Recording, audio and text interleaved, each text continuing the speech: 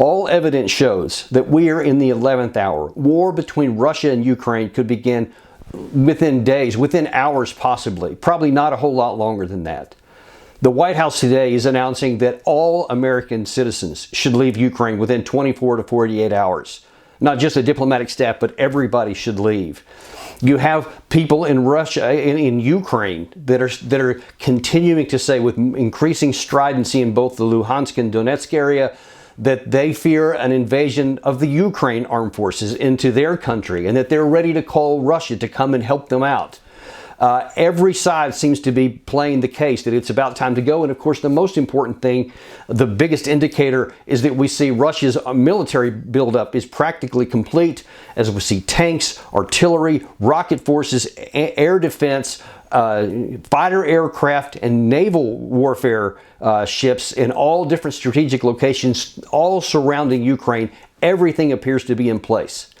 Now, given that we're this close, the meeting that's supposed to take place between President Biden and President Putin of Russia on Saturday could be the last chance to avert war. What Biden should do at all costs is to just recognize reality. Look, here's the fact. Ukraine is never coming in NATO.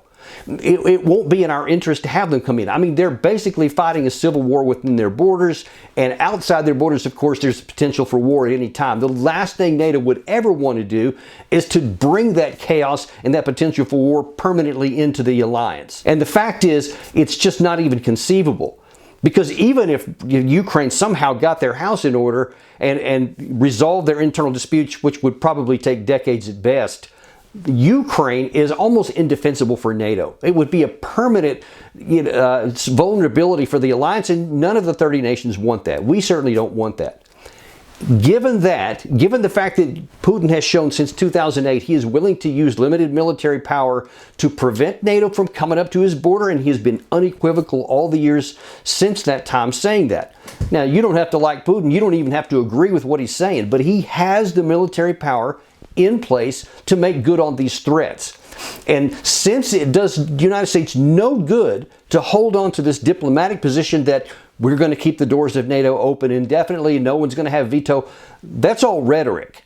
The reality is Ukraine's never coming in. And if we don't acknowledge that reality and we let, Putin comes to the conclusion that there's no point in talking, the only way I'm going to prevent this is for me to move militarily, then the people of Ukraine are going to suffer. They're the ones that are going to pay the price. The military, they're going to suffer unimaginable casualties if that happens.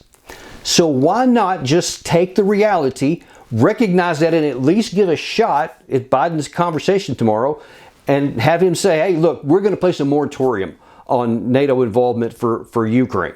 It's not even in the foreseeable future. We're just going to get that off the table.